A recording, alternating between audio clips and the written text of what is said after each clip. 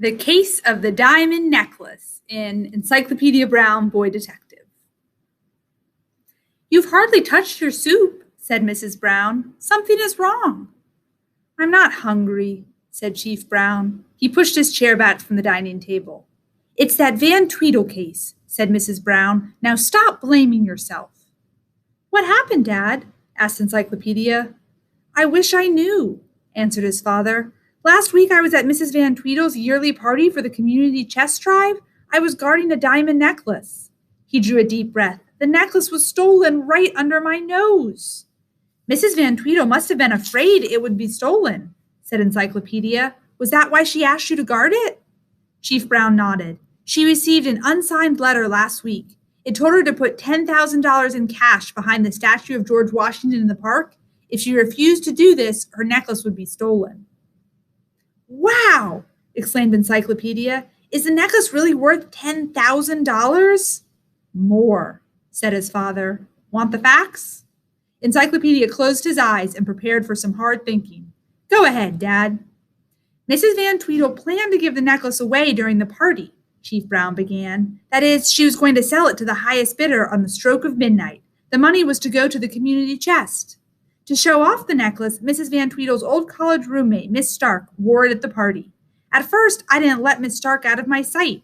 Around 11 o'clock, Miss Stark said she felt ill. She went upstairs to the guest room. She said she wanted to rest a little. I went into the room ahead of her. I wanted to make sure no one was there. Then I had her lock the door, and I stood guard in the hall.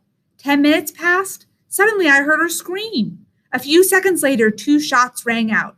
I called to Miss Stark. She didn't answer. I broke down the locked door. Miss Stark was lying on the bed in a faint. The necklace was gone from her neck. When she came to, she could tell me little. Everything had happened so quickly. She had heard nothing, and she had fainted before she could see the thief, she said. The thief must have got in and out by the window. 2 bullets were in the wall above the bed. Miss Stark was lucky that she wasn't killed."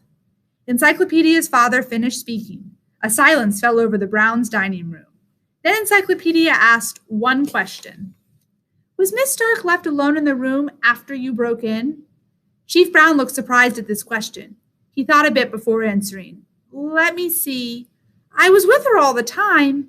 Mrs. Van Tweedle came up to the room as soon as she heard the racket. Then the doctor came. He took Miss Stark directly to the hospital. He never left her side." "The hospital," said Mrs. Brown. "The poor girl. She must have had a terrible scare." "She was pretty badly shaken," said Chief Brown. "The doctor ordered complete rest and quiet. She has to stay in the hospital until tomorrow." "Good," said Encyclopedia, opening his eyes. "But there is no time to lose. Her room must be searched before she gets back." "Searched for what?" asked Chief Brown. "For the necklace," said Encyclopedia, "and the gun." "Leroy!" exclaimed Mrs. Brown. "Do you think the thief would be so silly as to leave the necklace and the gun behind?" "She did," said Encyclopedia calmly. "She had no choice." "She?" gasped Chief Brown. "Do you mean Miss Stark? What makes you think she did it?" "It's quite simple," said Encyclopedia. "First, she tried to get $10,000 out of her old classmate by writing that letter." "But the letter didn't work," Chief Brown said. "Mrs. Van Tweedle hired me to guard the necklace. The letter only made it tougher for Miss Stark." "She didn't think it would," Encyclopedia pointed out. "She must have talked Mrs. Van Tweedle into letting her wear the necklace at the party." "The whole idea sounds pretty weak to me," said Chief Brown. "Think how fast Miss Stark would have had to work. She would have had to hide the necklace and the gun after she fired the 2 shots into the wall. She must have known I'd break down the door the instant I heard the gun go off in the room." "She hid the necklace before she fired the shots," said Encyclopedia.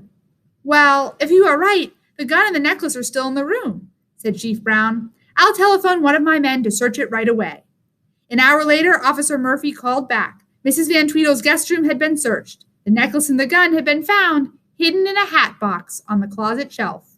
The Browns had finished dinner. Encyclopedia was in the kitchen drying dishes for his mother when he heard the news. "Miss Stark expects to leave the hospital tomorrow a rich woman," said Encyclopedia. All she had to do, she thought, was to go back to the room and pick up the hat box with the gun and necklace, said Chief Brown. "She might have got away with it," said Encyclopedia, "but every crook makes one mistake." What was Miss Stark's mistake? How did Encyclopedia know that she was the criminal? Let's see.